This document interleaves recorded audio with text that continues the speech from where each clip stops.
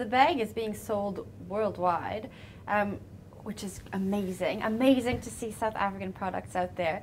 Where do you manufacture? Where does the bag get made? Yeah, it's very exciting for me is because I can honestly say we are a proudly South African product.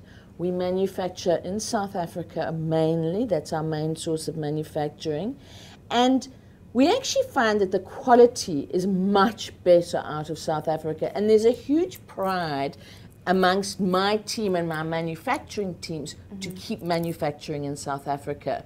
So most of it's done in KwaZulu-Natal, and it's a very simple product to manufacture. We use repurposed foam.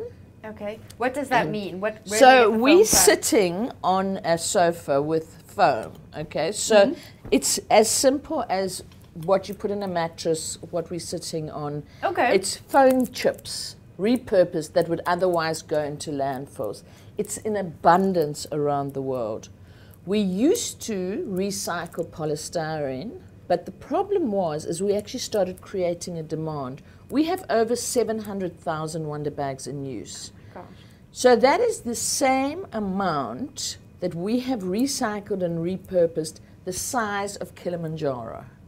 Can you believe it? That's amazing. So that would have gone into landfills or into the ocean. So it's just a feel-good product, really, Sarah. Well, it's a feel. You don't need to be modest about that. It's a feel, but I want the whole world to feel good about it. And I think, you talked about it being sold in the United States, in Canada, in the UK, in Europe. And I think people generally now in the world want to be part of the global solution. They want to be part of the cycle of ending poverty. This is a catalyst for change out of poverty. It's bringing women into mainstream economies in the developing world. Secondly, people want to be part of the environmental solution. What can we do?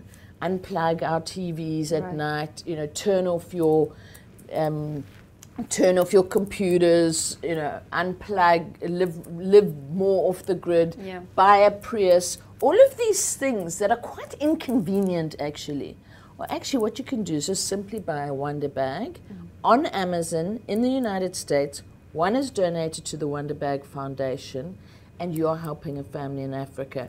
So every time you buy one is donated to the Wonderbag Foundation. Wow. Yeah, and that's a really exciting. People ask me, am I an entrepreneur? Am I commercially oriented? What do I call myself? And people tend to call me a social entrepreneur, I suppose. But in essence, we're a hybrid model. Yeah. And I think, the future... It's a very interesting business model that you work on.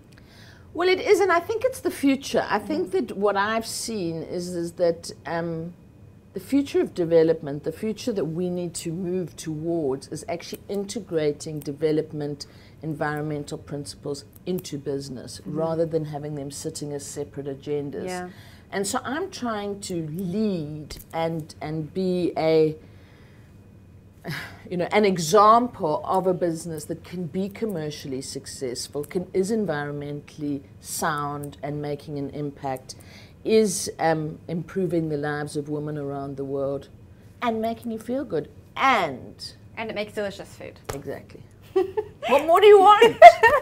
Now, aside from the Wonderbag Foundation, do you hope to push this in the developing countries? Oh yeah, I mean there's a big market throughout Africa. Yeah. India, people are desperate for us to launch in India. Obviously Asia, big market.